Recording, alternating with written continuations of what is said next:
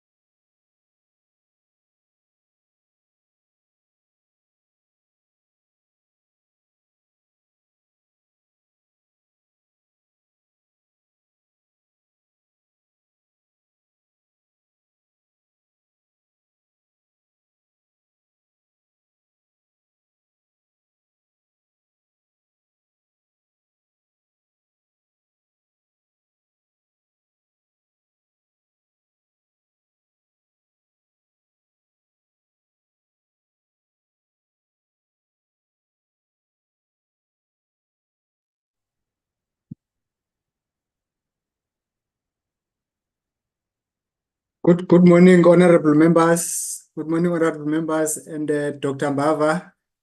Good morning, colleagues. Am I audible? Good morning, you are audible.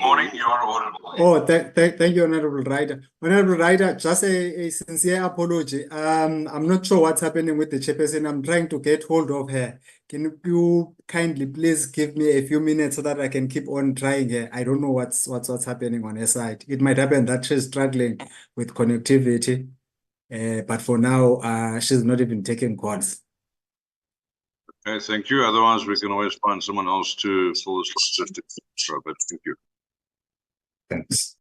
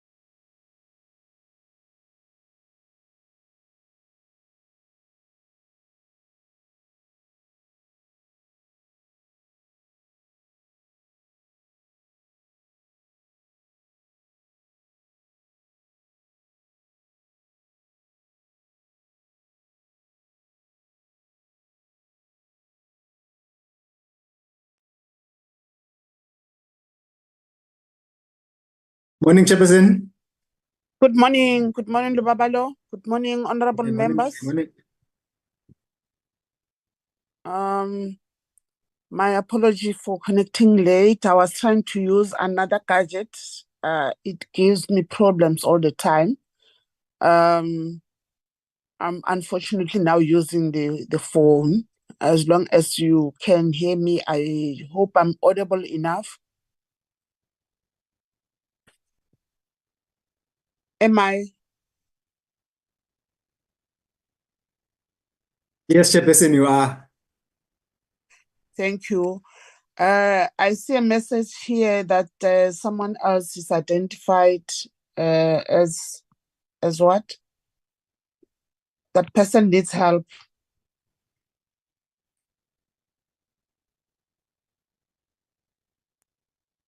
Astel? Okay. Okay, Chair, we are going to assist Sort Chair. that out. Okay. Yes, in the meantime, you may proceed. We'll try and assist in the background. Thank you. Thank you. Honorable members, this is the agenda for today.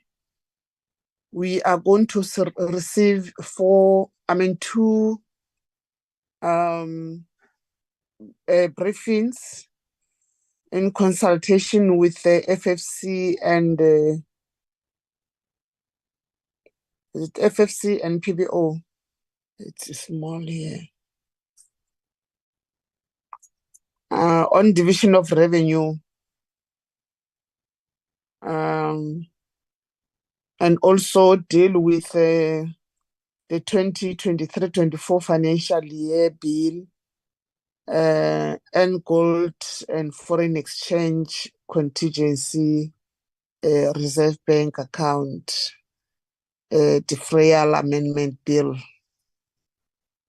So can you go up and see the items, how they...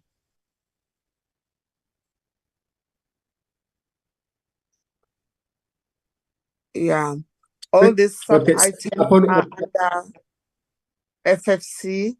The sub-items, they're under FFC. They'll be dealt with by FFC. Let's go down. So can I check how many minutes have we allocated FFC to deal with the three sub-items? from Secretariat who have spoken about it. Well,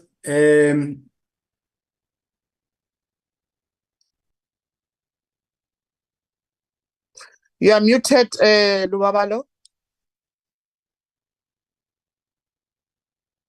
Lubabalo, you're muted.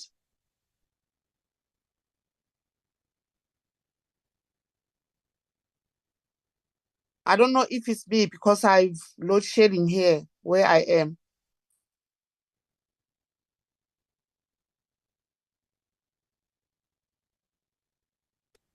Chairperson, it seems as if Lubabalo has connection problems because he is not muted. I think he just froze on that side. Oh, okay. But, But you can't it- hear. You can Yeah, help. it is only the FFC that is presenting on the three bills. So if we want to give them maybe, I don't know, 30, 40 minutes, 45, then it's 15 minutes for each bill. It depends how long, yes, and then the committee could probably engage them after that. Okay, thank you very much. Can we start then? The members are on the platform, ne? Estelle? Yes, ma'am. It is only the two apologies. The members are here, but Mr. Karim is only joining at 11, and there was also an apology from Ms. Mamaragane, but the other members are here. Okay, thank you very much. Yeah, I did receive an apology from Honorable Karim that will join the meeting late.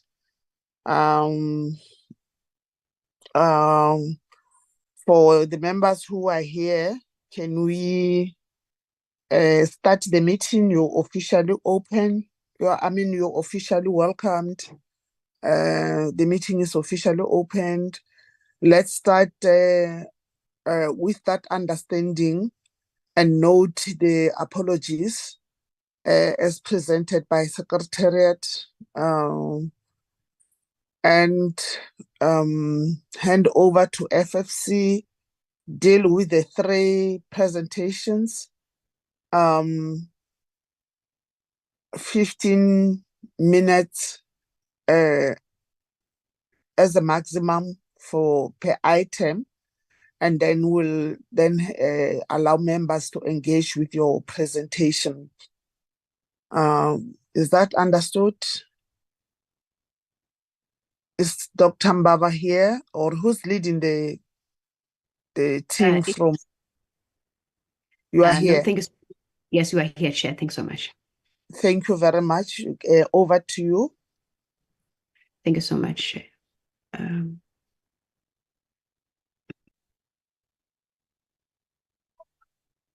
Thank you so much, Chair, for the welcome, and good morning to yourselves, and good morning to the honorable members and all the other stakeholders on the platform, as well as Team FFC. I would like Team FFC to flight the presentation, please.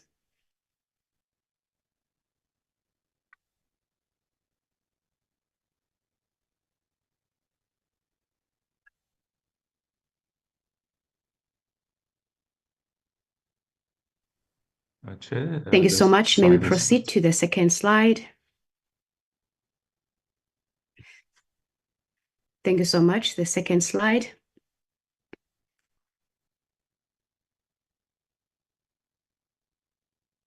Thank you so much for the opportunity, Chair. As you have indicated, we have three agenda items as the Financial and Fiscal Commission that we will comment on and provide our analysis and recommendations.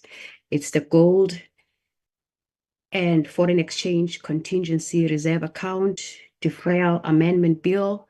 We're also going to comment on the second adjustment appropriation bill for the 2023-24 financial year, as well as the Division of Revenue Bill 2024 for both provinces and local government. Finally, we'll have our recommendations. Next slide.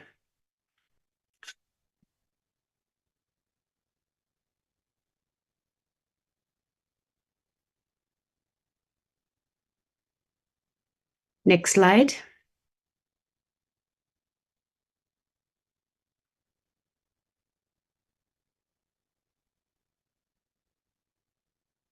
I would like to have to the head of research to take us through the presentation. You can go ahead, Chair. Thanks. Yes, thank you very much, Chair, and good morning to all honourable Chair and members on the platform today. I understand that, I think, in the interest of time, Chair, I hope you agree, as well as the technical difficulties that the entire South Africa has been experiencing due to the cable snapping deep down in the Indian Ocean. I think I shall take over in the entire presentation today.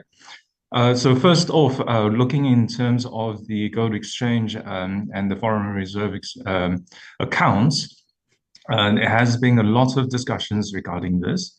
And from the FFC's perspective and the analysis that we have conducted, we just like to emphasize in points in the last points there, in that compared to 30 years ago, and part of the reason why it has been so misconstrued in terms of this particular account, that there is somehow a profit of 500 billion that we can dive into.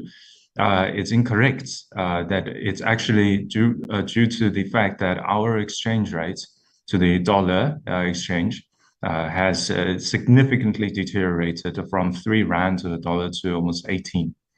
And that is an 81% reduction in terms of the real effective exchange rate of our currency against the foreign exchange. So what that means is also, so ultimately it is a significant weakening of our, shall we say, international financial reserve strategic position that is to use this particular reserve account. In order to put it differently, is in order to say rebalance this particular account to its existing value after we have dived into the reserve, it would have costed us the same due to the exchange rates that South Africa has against the dollar. Unless the rand improves, appreciates in its value, then it means that we could then recover this account at a much more favorable rates, which unfortunately, in terms of the long run effective exchange rates of our currency, seems extremely unlikely. Moving on to the second bill that is on the table, that is the Appropriation Bill of 2024, specifically on the second adjustment appropriation bill at the last month of the financial year. This table summarizes the entire ups and downs or increases and decreases of the 2023-24 second adjustment appropriation bill. Apart from the practical risk of having to change the budget, mind that at the last month of the 2023-24 financial year, it's also of concern that most of the changes are done to shift funds towards the purpose of administration. And that is the main point that we raise concern about as Financial and Fiscal Commission, is that two things. One is it's the last month of the financial year. There's a high chance of fiscal dumping. Second is that most of this dumping is seemingly towards administrative functions.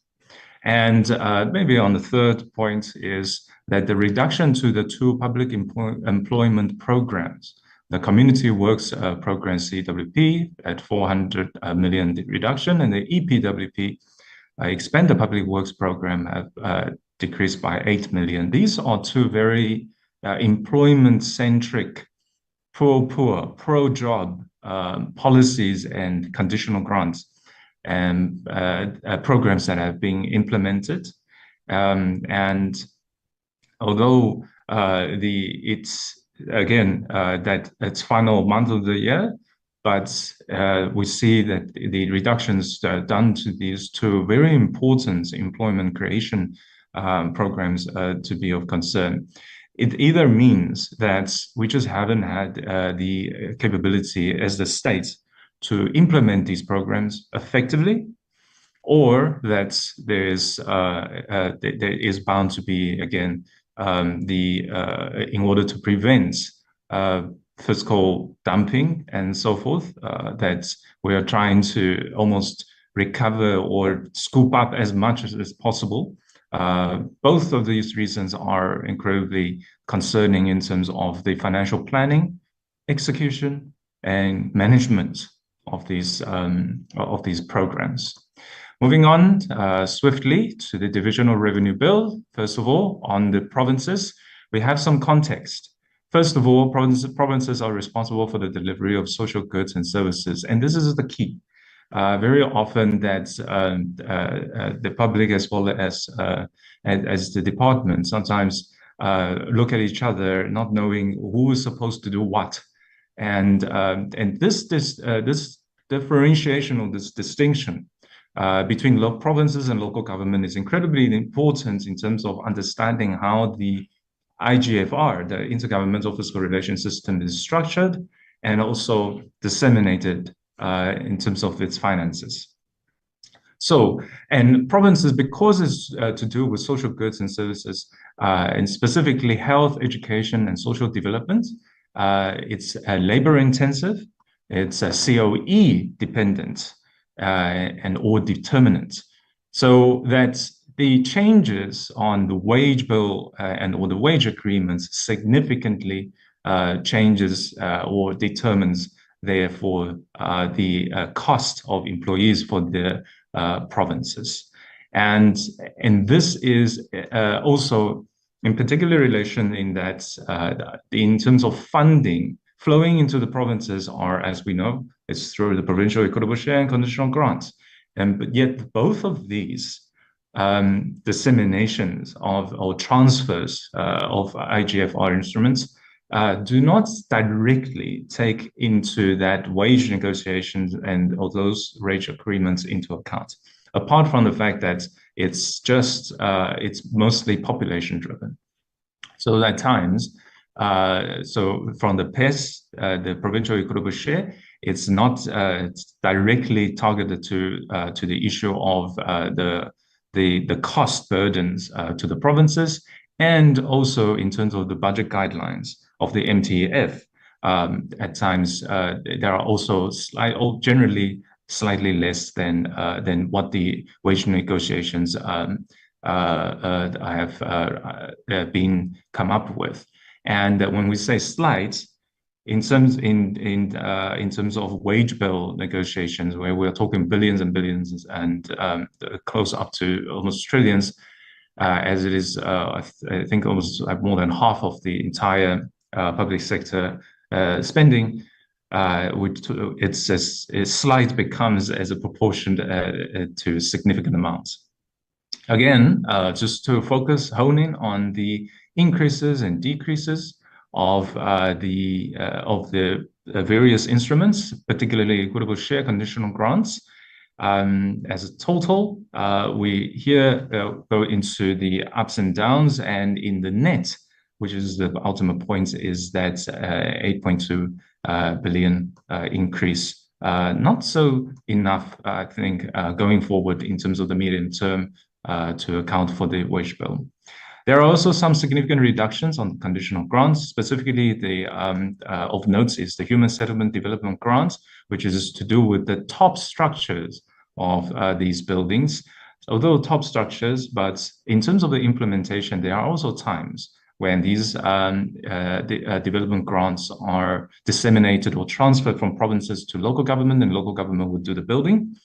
And which makes sense because local government dealing with land use ought to have some ideas and also money supporting where to build these top structures on, and also to know how to connect those basic services to them. So it is of concern as from the Financial Fiscal Commission's perspective that these grants of the HSDG and others are and having been reduced, and affecting the policy direction as well as the resolve to effect these proper policies on the ground. Reductions to also the district health program, NHI, which is being a indirect component. This particular conditional grant is a concern in terms of the grant framework not being specific enough, as well as the issue that that changes data that informs the money flowing to these through these grants have been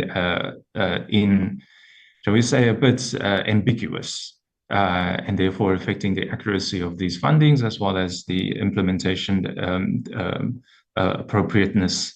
And so that we are concerned with a material reduction in the fundings of these grants or changes thereof, as well as particularly for the agriculture, the TEMA grants, which is aimed to assist the previously disadvantaged farmers and contributes to food security.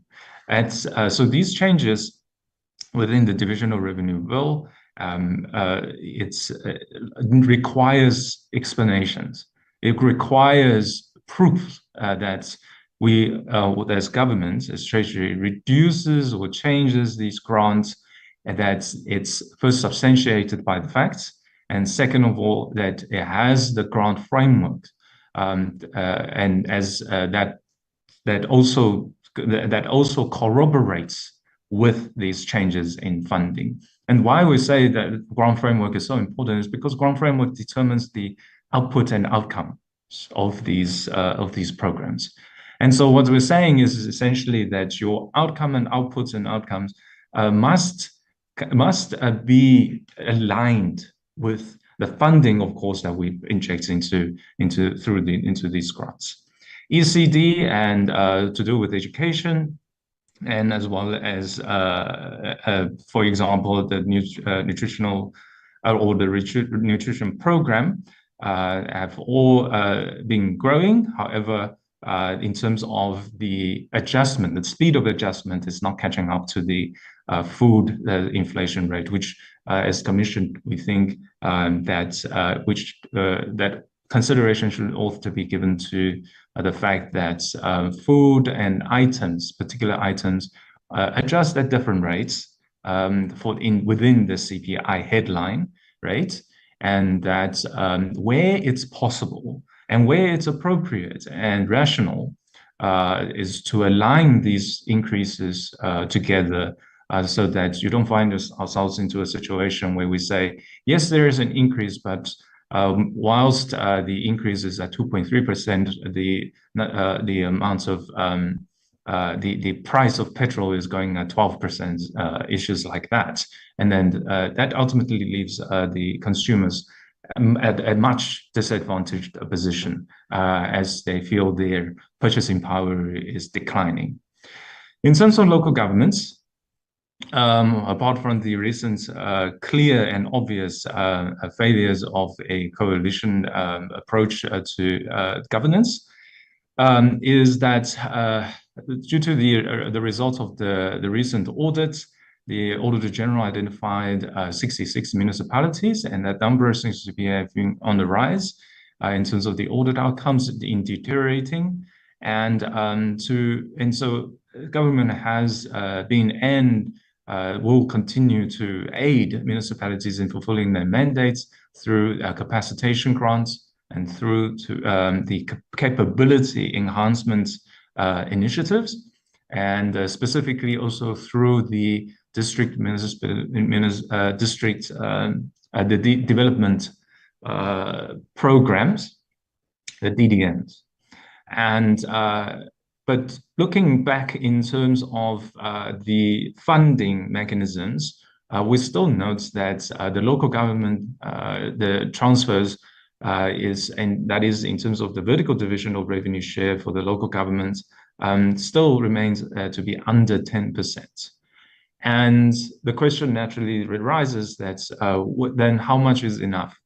What is that golden number of the shares? And of course, noting that the more shares going to local government means that it being a zero-sum game, because we are only trying to cut the cake in different sizes, that other spheres of governments will decrease in relation to this increase for local government equitable share or in terms of the shares. And this is a costing exercise, as the Financial Fiscal Commission have long been advocating in terms of the costed norms approach, as well as the method and approach of calculating the local government shares and conditional grants transfers. However, we do at current stage still applaud and supports the increase in the local government equitable share allocation, as it is the main driver behind this annual average growth rate of 5% over the medium term, as well as that the distribution of funding within the LGS amongst different categories of municipalities, noting that more rural municipalities are receiving more funding via the formula. And so that just proves the point that in terms of the equitable share formula, there are significant efforts put into trying focusing on capacitating the municipalities, especially those that are lesser in terms of its fiscal independence and also its fiscal powers and fiscal base. However, the question comes still in terms of how that will translate into actual service delivery. And that requires governance and execution at the municipal levels, and also by the MMs and so forth, in terms of the implementation effectiveness. I shan't go further into the specific grants, as they are. The financial year of the local government is in June and all closer to the middle of the year. So these changes and the divisional revenue going forward, there are still small rooms and that ought to be explored in order to maximize the effectiveness of these transfers. And I think, however, at the general sense, in terms of this particular bill, is that we do welcome the additional funds of the MTEF, as we said earlier, and then also the uptake of the FFC's recommendations to fund the DDM is a step towards the right direction. So that is well received and with appreciation of their adoption. So with that, I hope I haven't stepped over the 13 minutes mark. I hand over back to my chairperson for the concluding remarks and recommendations. If you please, Chair.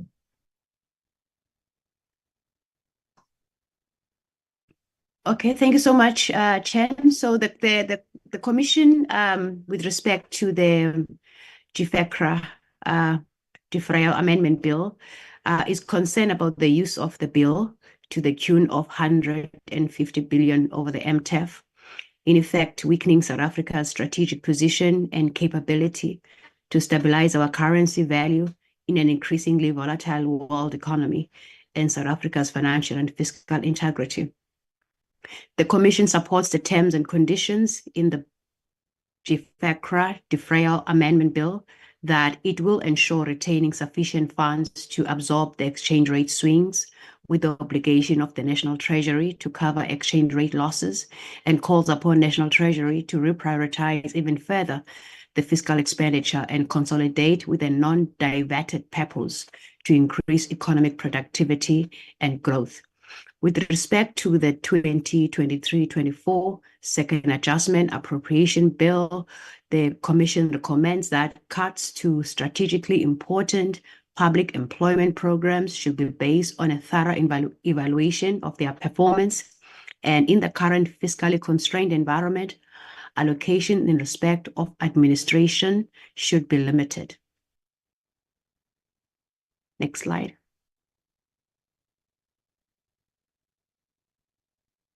With regards to the 2024 Division of Revenue Bill, at a provincial level. The Commission welcomes the additional funding allocated to the National Schools Nutrition Program over the 2024 MTEF.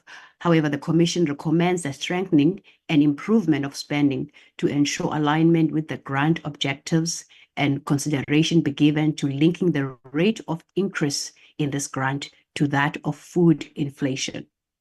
The Commission further notes and supports the piloting of a nutrition support program within ECD to be undertaken by the National Department of Basic Education.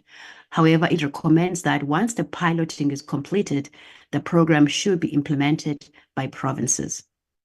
The Commission also notes the reductions to the Ilima Litsima and the District Health Program grants. The Commission recommends that the Department of Agriculture and Rural Development and the Department of Health elaborate on how these reductions are likely to affect service delivery and plans in place, and whether plans are in place to mitigate the effects thereof. Next slide.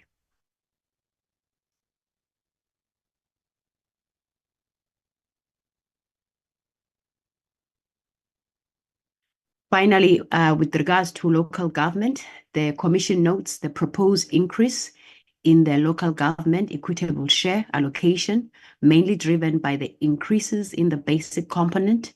The Commission would like to emphasize the need for a comprehensive review of the local government fiscal framework to address the systemic challenges facing the sphere. The Commission welcomes the reprioritization and additions made to conditional grants over the 2024 MTEF. The Commission suggests that value for money should be actively pursued to ensure the efficient utilization of these funds. The Commission also recommends that non-financial information be included in the conditional grant reporting framework. The inclusion of non-financial information will facilitate the monitoring and evaluation of grant performance, thereby enhancing and strengthening oversight regarding the success of the interventions. Next slide.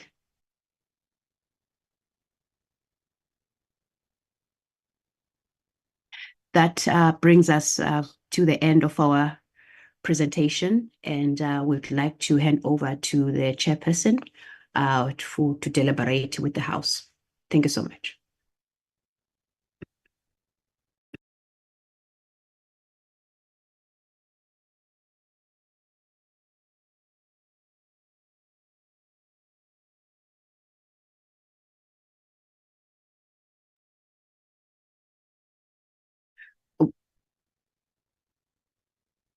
Over to you, Chairperson. We have concluded our presentation, and we await further deliberations and question and answers on our presentation. Thank you so much.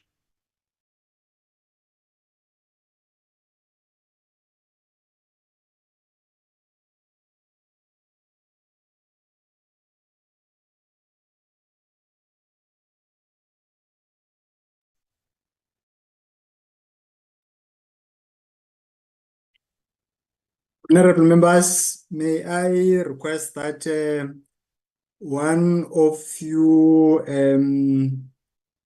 kind of lead the process from now. I am going to try and call the chairperson. I think she has disconnected.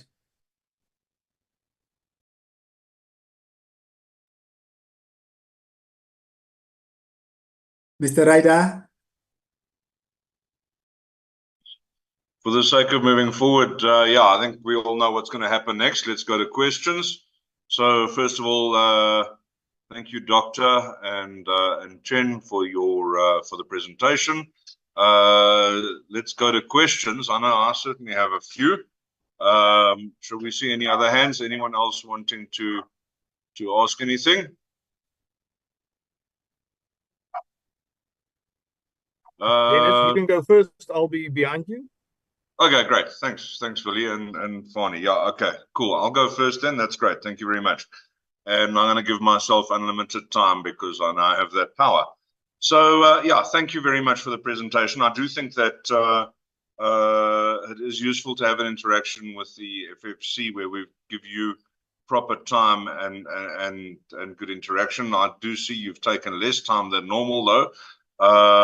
But I would appreciate if you could, unpack based on some of the questions and give us full reflection on some of it. So let's start with the Golden Financial Exchange Reserve, which has battered backwards and forwards, and I think there's been a lot of conjecture and discussion and analysis that's gone on around this piggy bank that appears to have been opened. But yeah, and I think that your concerns are shared, that we will be eroding effectively our overall wealth position and the way we reviewed internationally in terms of our capital or our value.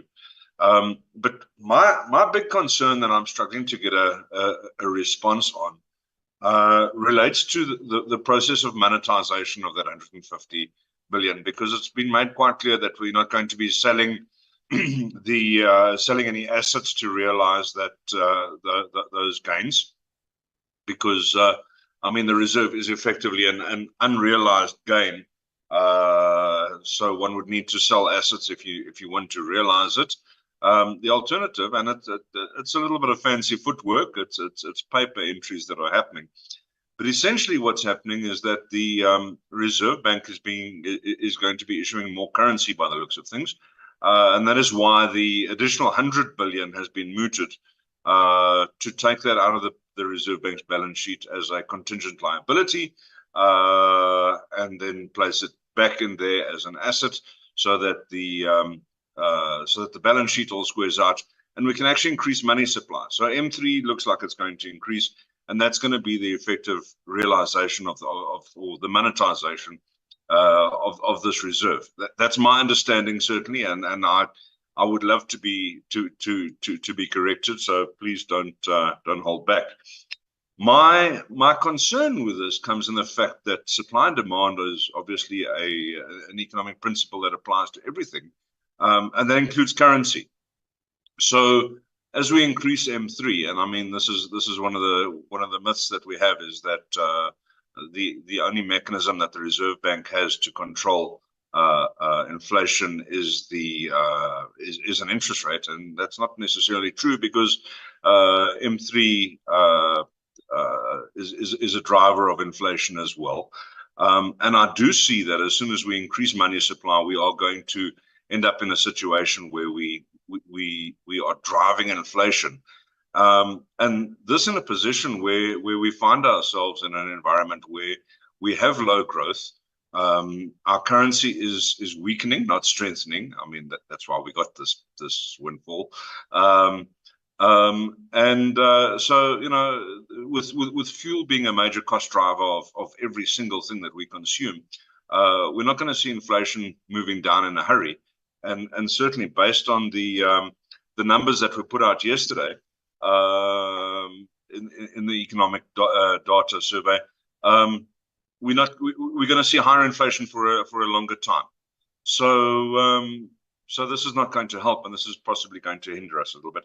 I'd love some analysis on this. We have asked Treasury to come to us with the modelling as well, but I'd love a talk on that. Moving on to the next segment, the next piece of legislation, you spoke about moving the money to the administration. And I think, that can be a good thing if we're funding nurses and teachers and beat cops. But, I think the shift away from EPWP that you've pointed out and the general manner in which it's being handled looks like it's actually financing more millionaire managers, or it's financing the gap that was created by the shortfall in the budgeting last year for the wage increase, the public wage increase, and it's actually taking the pressure off the public service to streamline themselves. And I'm just worried that almost creates an incentive for departments to underspend in the long run, because if we underspend, then okay, we're going to get an opportunity to shift the money into salaries. So let's hold back on spending on real service delivery, and then we'll be able to use the money for salaries. That seems to be what the signal that government is sending.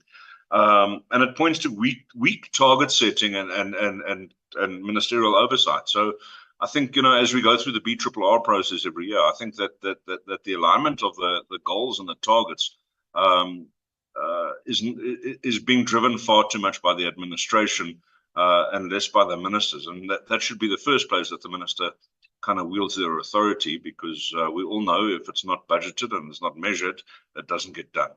So perhaps a comment on that, please. And then on moving on, I mean, Joe Biden said, don't tell me what you value, show me your budgets and I'll tell you what you value. And I think we can all agree NHI is dead.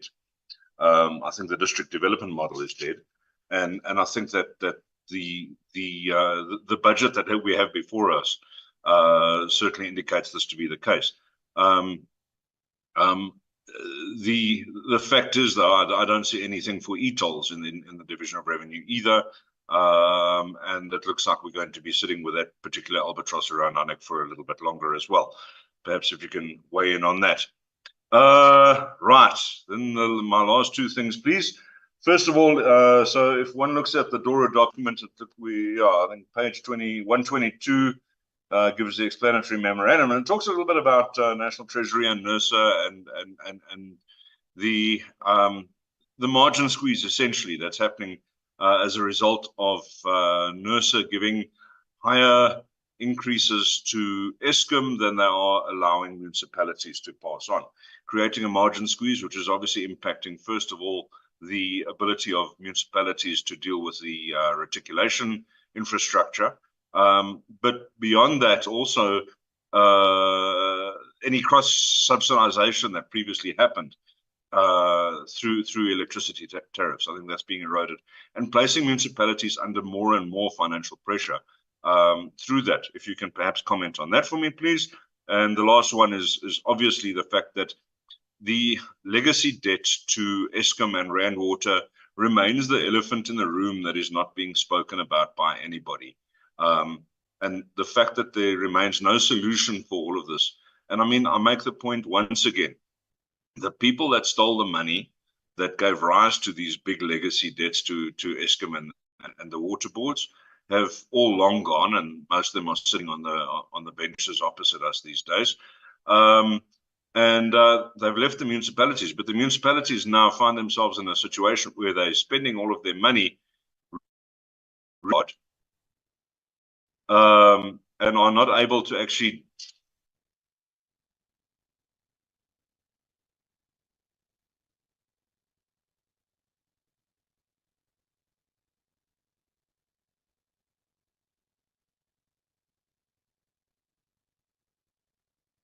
Dennis, we can't hear you. I don't know whether it's only on my side. No, I did drop off. There seems to have been an internet dip here. I'm trying to turn my laptop off, but or my video off, but I can't move. Hopefully you can hear. But yeah, just the issue around no solution to Eskom legacy debts and the fact that this is actually hampering service delivery. Willie, if you can then take over from there.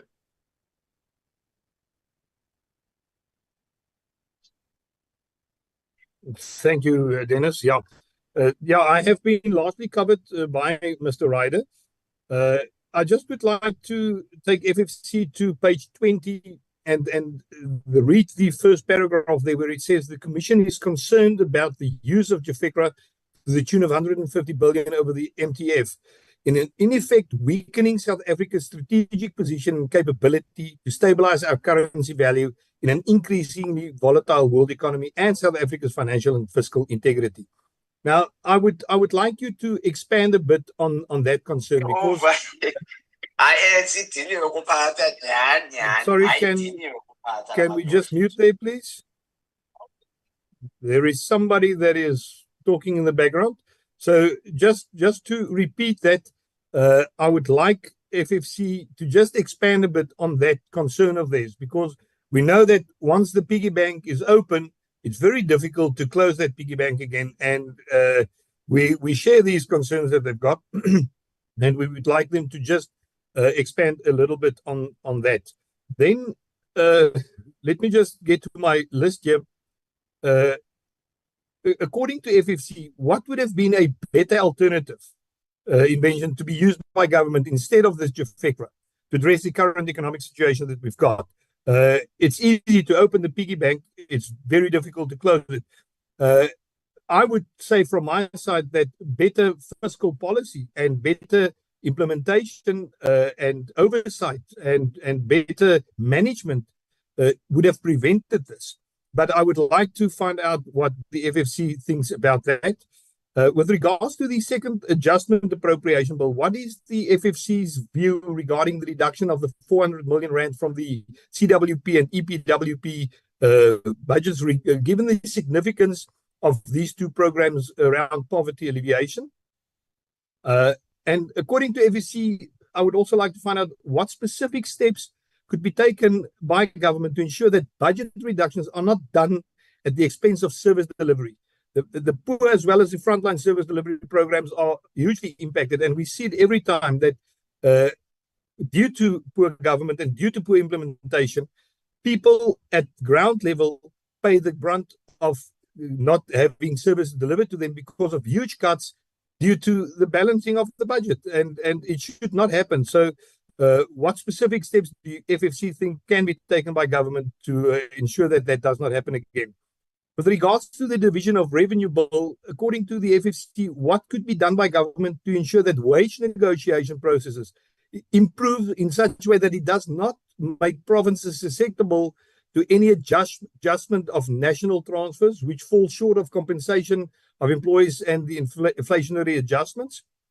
I would also like to find out what the view of the FFC is regarding the fiscal consolidation program, especially given that the main revenue amounts to 1.8 trillion, with the total expenditure reaching 2.1 trillion.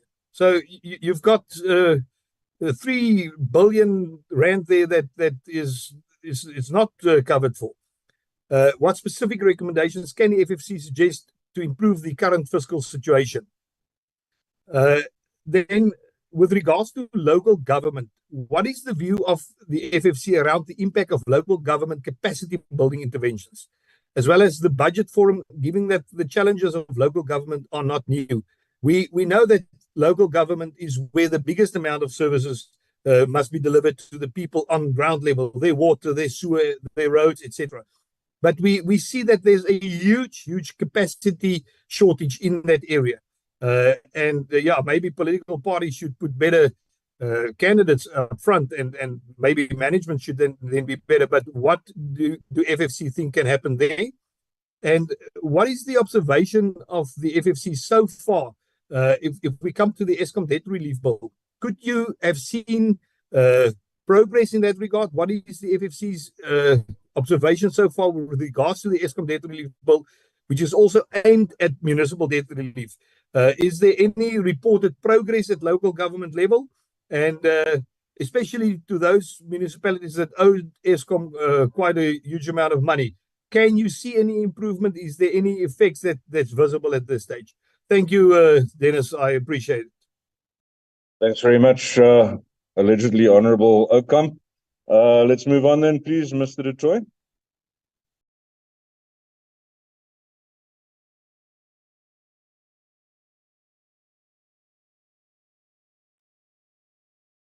Bonnie, are you with us? I can see Fanny's lips moving, but I can't hear him.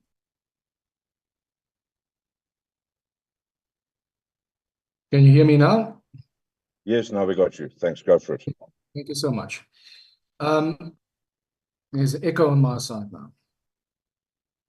Let's try and sort it out. It should be in order now.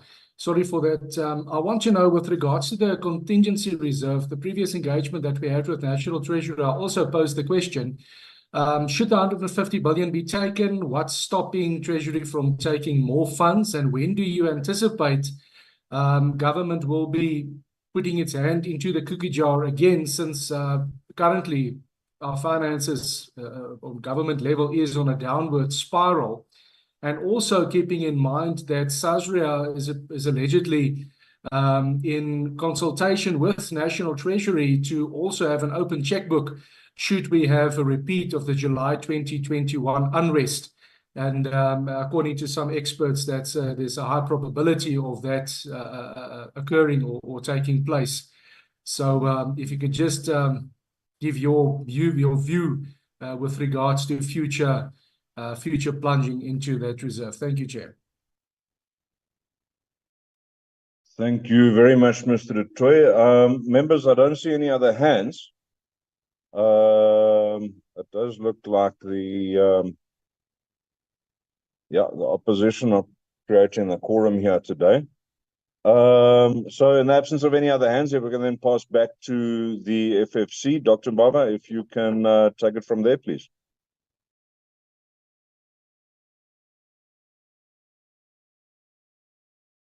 Thank you so much, Honorable Ryder, for the questions. I think I'll just comment on the district development model. I think we wouldn't want to quickly dismiss it as being unworkable. I think we have made quite strong recommendations with regards to the strengthening of the district development model and for it to be funded as well. So I think when those challenges are addressed, the model has opportunity to actually work. I want now to just give the platform to my head of research and the researchers to answer some of these technical questions. Chen? Thank you, Chair, and thank you, honourable members, and for the questions. I'm trying to think of the best way to speak about JFECRA and the position of the Financial Fiscal Commission. And I think almost the best approach is I kind of have this sort of two-pronged approach to it. First, as we're saying, we are concerned because at the end of the day, a reserve is a reserve. It's money saved for when, in case of rain, and a fiscal squeeze.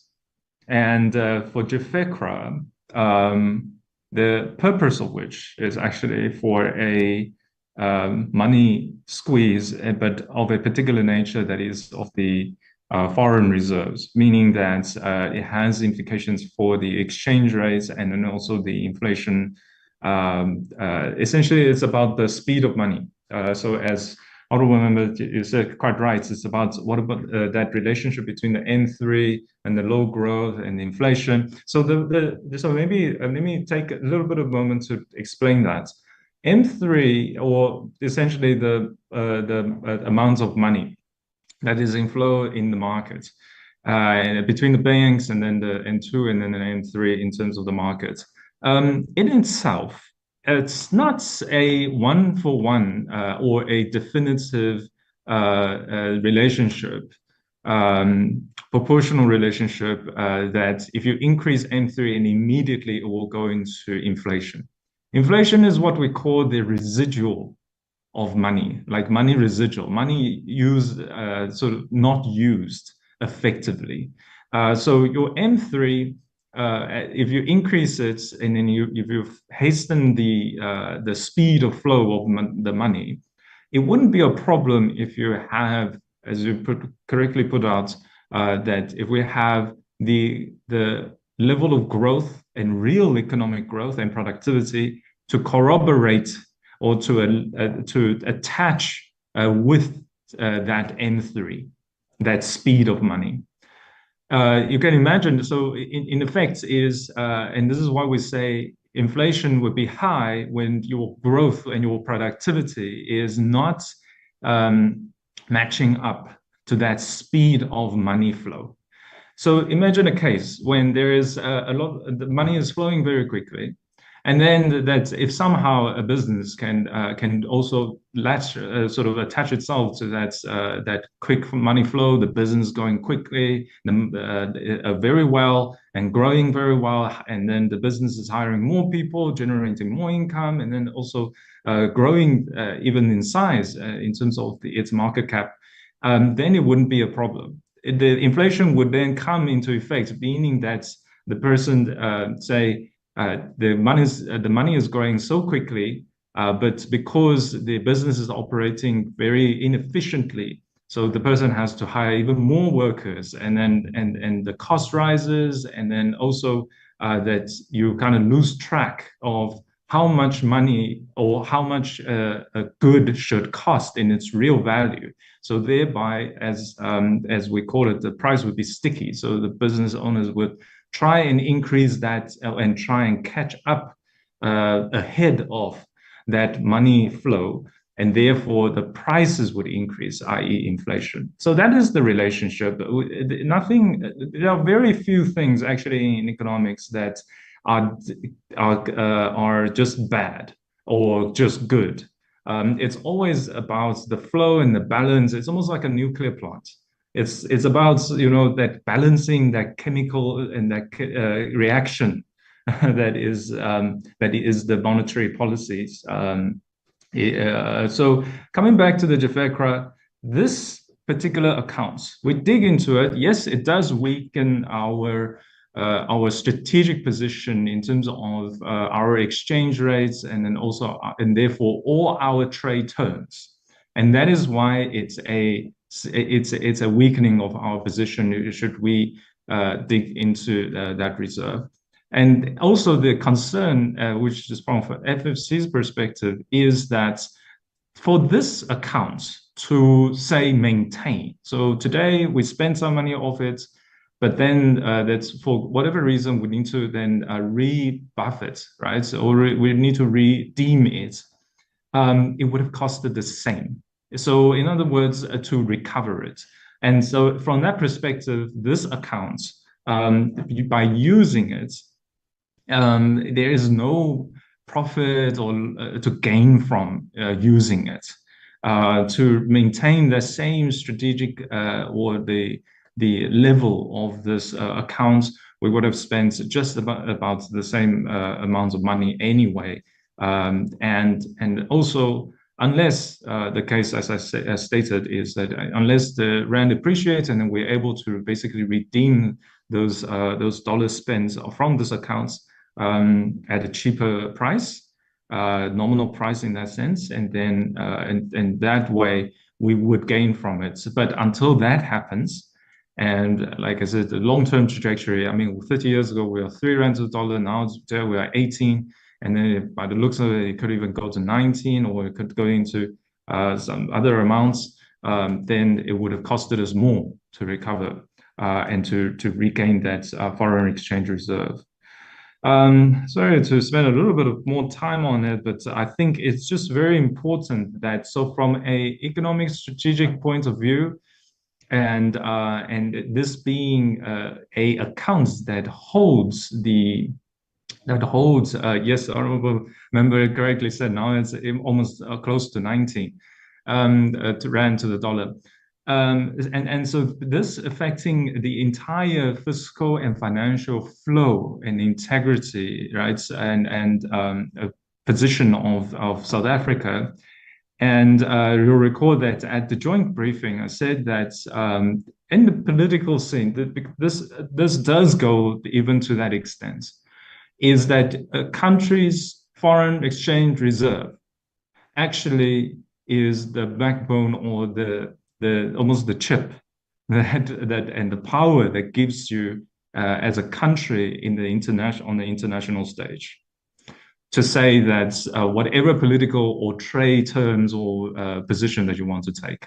And so I shall pause there and just remind that because this is foreign exchange reserve, it does even play a role in the international stage.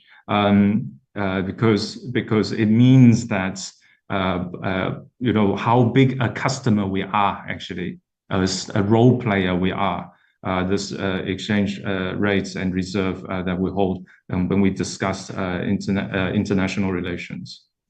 In terms of the EPWP, yes, there has been this weak target setting and of our wage bill, and our analysis, and we did a public sector wage bill analysis in the 2 years ago annual submission, and we particularly noted the structural weakness and deficiencies within the public sector wage bill. So we are talking about the salary structures, the salary levels and notches. I think people or civil servants who understand and know very well of that DPSA, the salary structures, would appreciate is that we noted the deficiencies within those salary structures in that it's completely linear. Whereas in terms of the structure of the government, right, it's not necessarily linear in terms of the productivity, responsibilities, and roles. And it's only the latter that actually translates to effective public value and public sector productivity, right? Is that it is non-linear, but yet our salary and compensation dispensation and all the wage bill, in a sense, in its structure, it's completely linear. It's a straight line that's between level 1, 2, 3, 4, 5, all the way to 16, 17, and so forth. It's a complete straight line, or if you plot it onto a graph. Whereas if you plot actually, say, what value actually or productivity there's a level 11 bring to relative to a level 13 or level 12, first of all, it may be different between individuals, and second of all, it also differs in terms of the broader structure of the public sector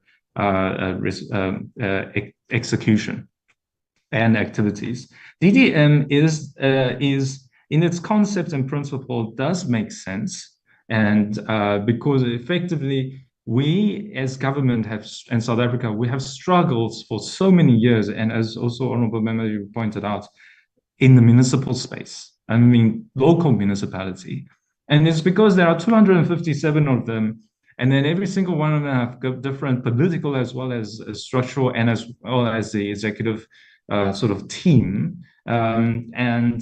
And not only that, even the financial management of it has been completely ambiguous. And there have been attempts, the National Treasury IFMS or the municipal money and all the platforms and technologies and all sort of tools. And then there is the MSCOA in accounting that wants to go into municipalities to understand what exactly is the assets, liability, and equity, and all the other sort of fiscal framework of the municipal space. And we have just not been successful at it. Partly, I think it's another thing. But to put it simply, is that there may be just too many of them, and South Africa is too big to have all these little municipalities without a centralizing tool to at least monitor them effectively. And so therefore the middle ground becomes the DDM model.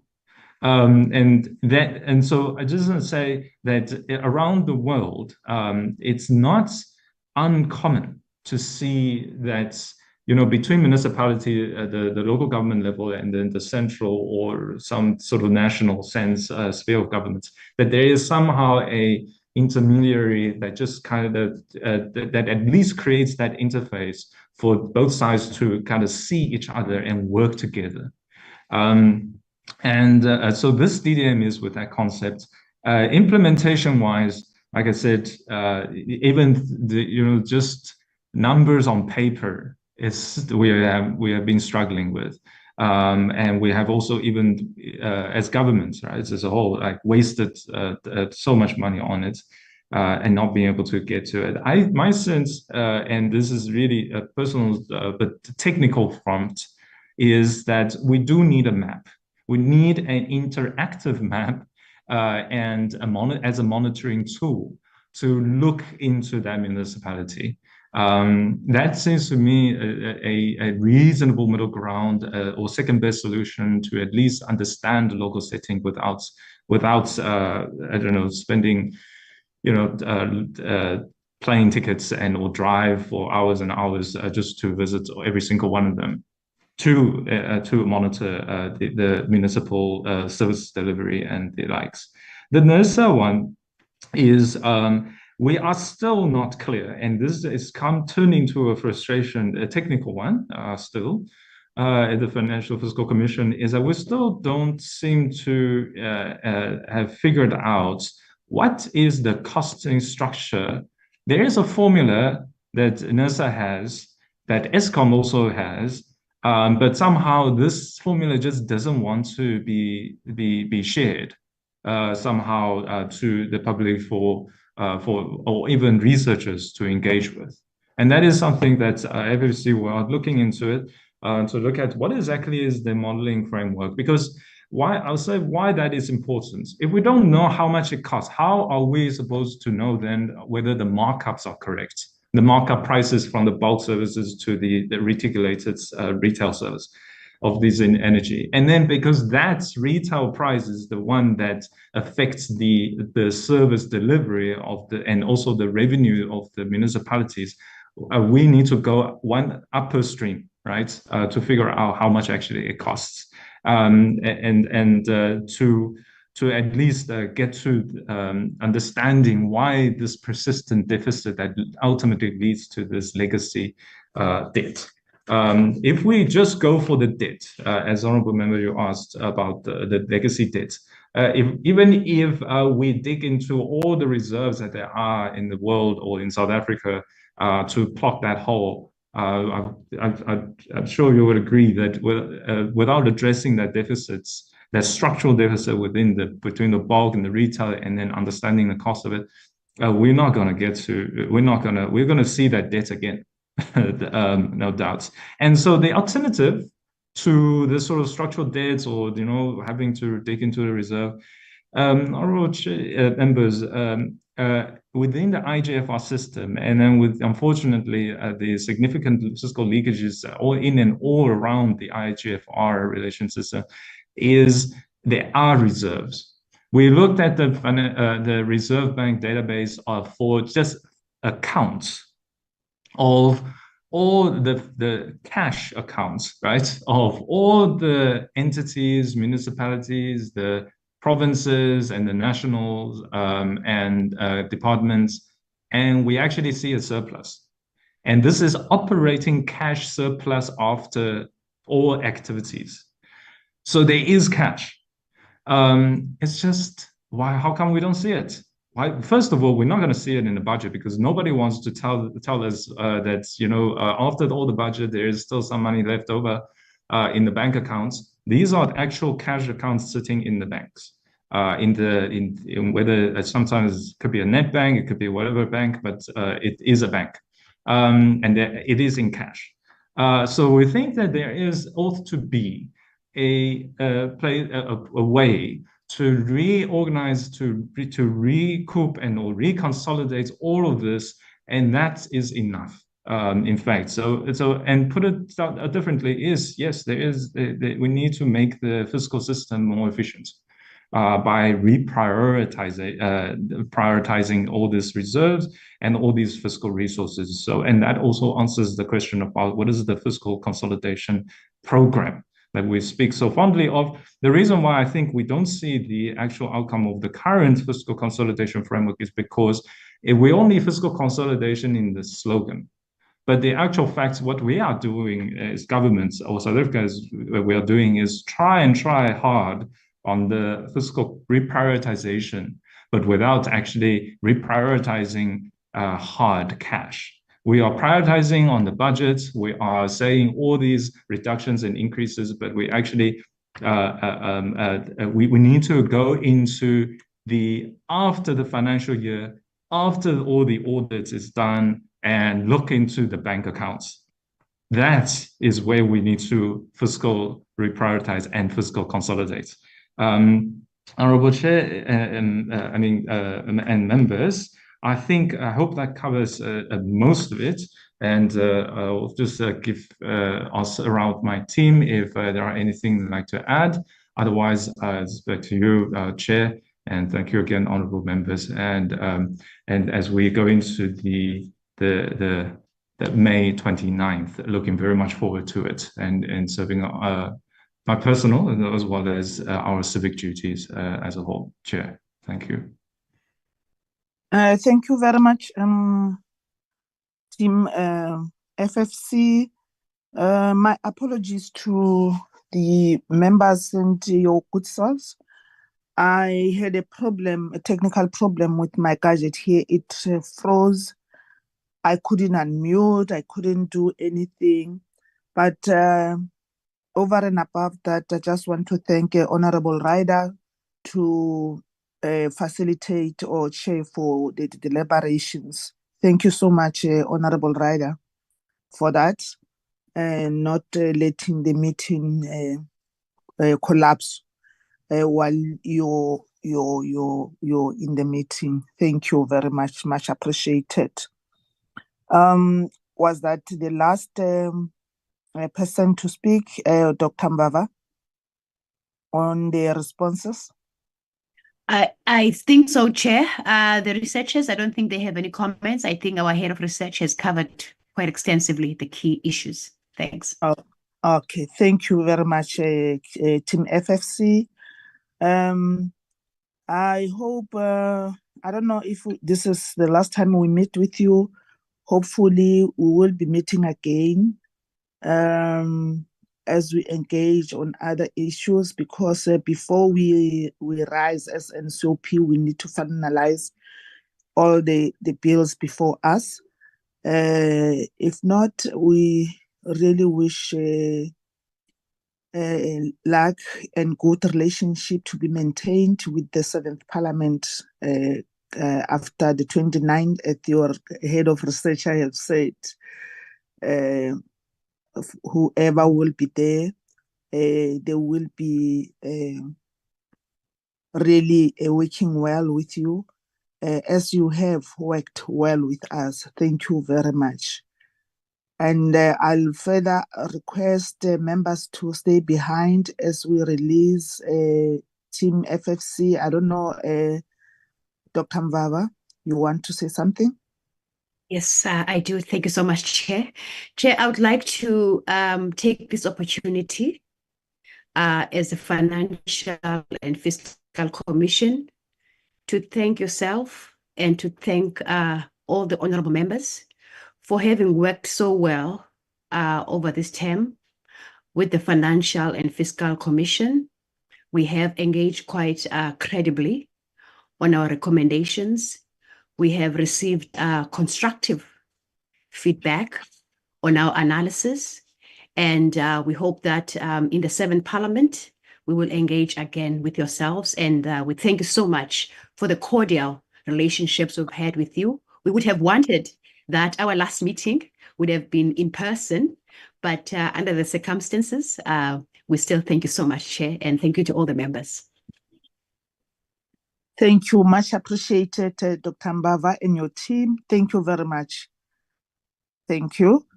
There are other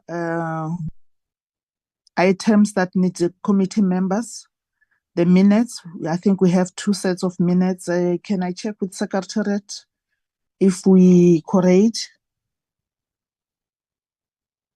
Still correct.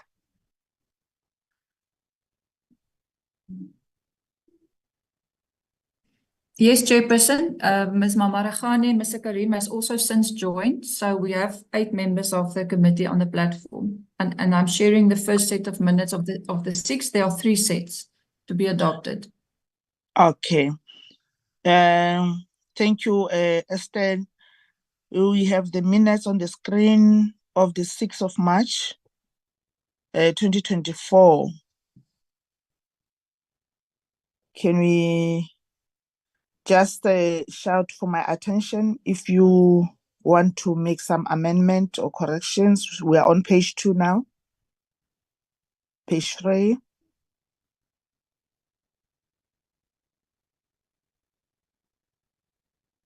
We are on page 4.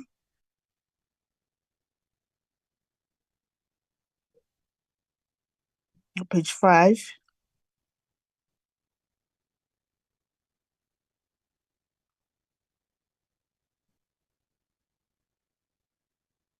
Next page.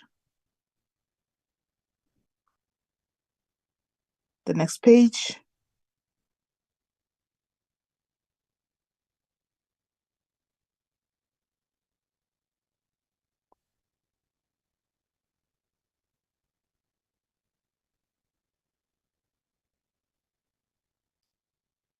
This is the last but one page and the last page. That's the last page, honorable members. Can I get a mover for the adoption of the minutes as a true reflection of the discussion on the set date? Chairperson, on page 8, the word other needs a T in. Apart from that, I will propose that we adopt. Estelle, do you see that page 8? The correction on page 8? I think it's at the bottom of page 8. It might be page 7, but I think it's on the bottom of page 8. Yeah, there. Okay. With that correction, you move. Honorable Chair, the Okam. 20 seconds with correction. Okay. Honorable Detroit is seconding. Can you move to the next set?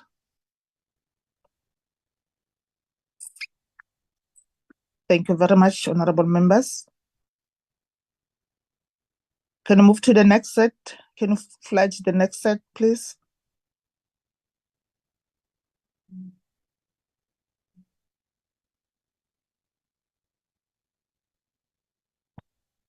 Can you see, Chairperson, the minutes of the 13th of March? From my, The minutes of the from my 13th side, of I March? still, no, from my side, I still have the previous minutes. Chairperson, the minutes of the 13th of March? Can we go to the first page? Honorable members, is it only me that I see the previous minutes?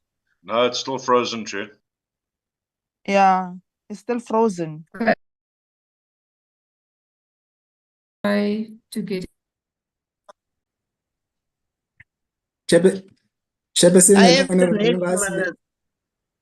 may I please assist? ST? I have Yes, the you next may. one.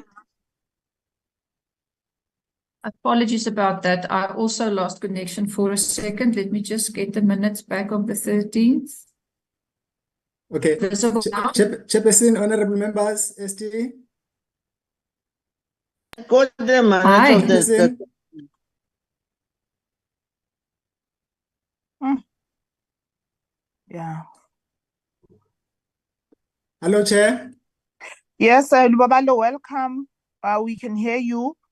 I think she's flighting the next set of minutes.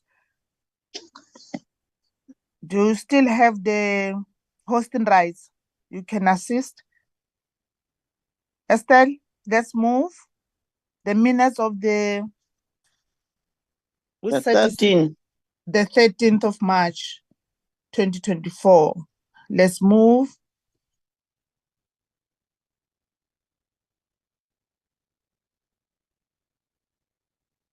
To page 2.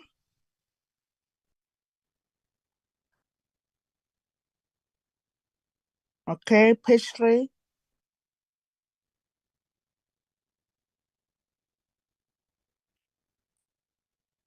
Okay, let's move. Still on page 3. Let's move on deliberations to page 4.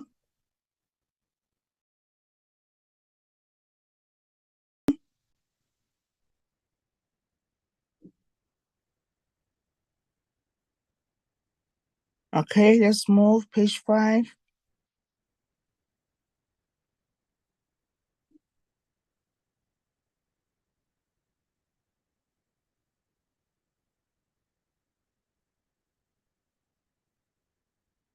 Page 5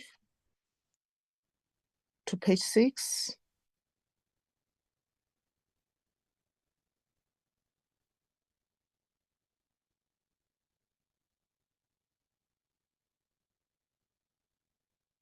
Still on page 6.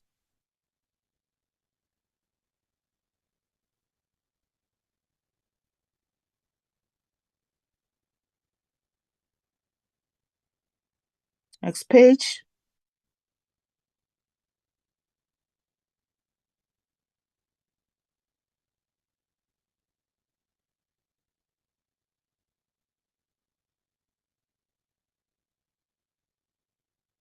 Next page. That is the last page. Anything that you have seen that needs our attention as the meeting? Nothing? Can I get a mover for the adoption of the minutes as a true reflection? Linda Mosso moved. Thank you, Honorable Moss. A seconder? Oakham seconds. Thank you very much, Honorable Ocamp. The next set, which is the last set, we had 3 sets. Meeting of the 15th of March, 2024. Let's move, Madam.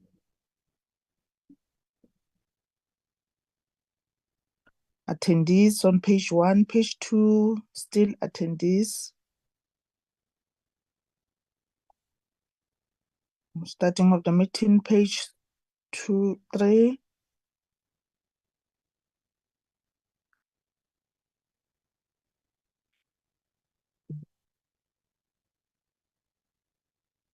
Page 4.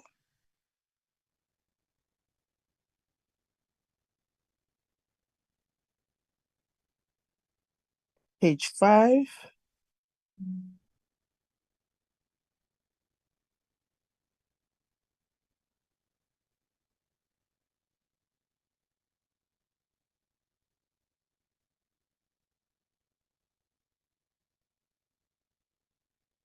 That's the last page.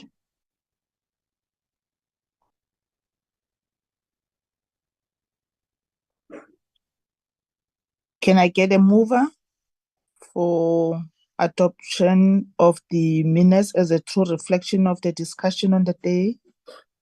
Honorable Ocamp. I'll move, Chair. Honorable Ocamp is moving. A seconder.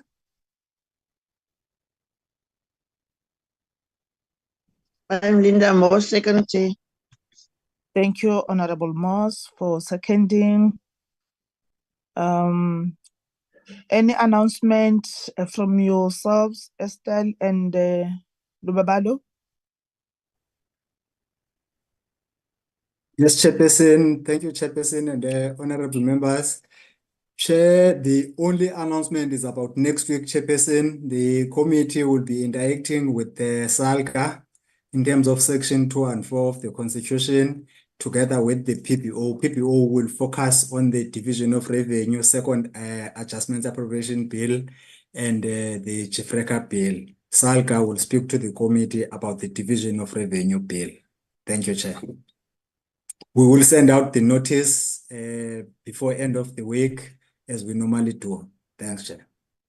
Okay.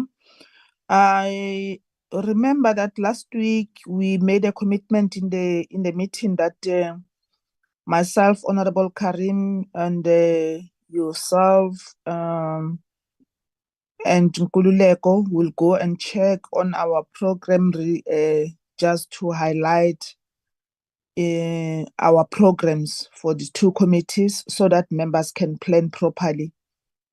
We understand it's hectic. I hope you have done that because we did meet. Have you shared the... Okay, thank you very much. Members, we have done that because we want you to plan properly. I see the Babalo, you haven't you sent it yet?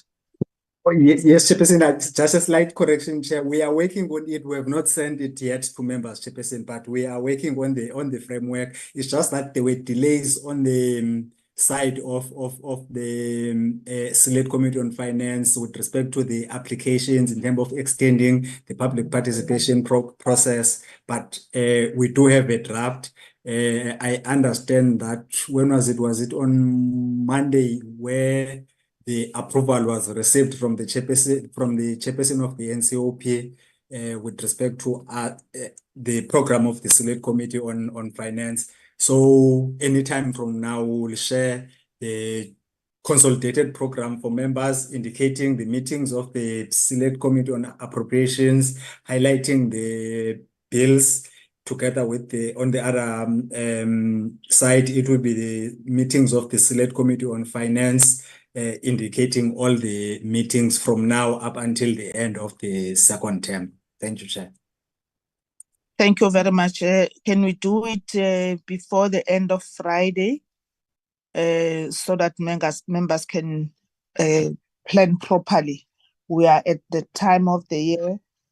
Honorable members, enjoy your day for tomorrow. I know you will not enjoy it as all other years, because you need to have contact with your constituencies. I wish you all the best, and please be safe throughout. Thank you very much until we meet on the platform again next week. Thank you. The meeting stands adjourned.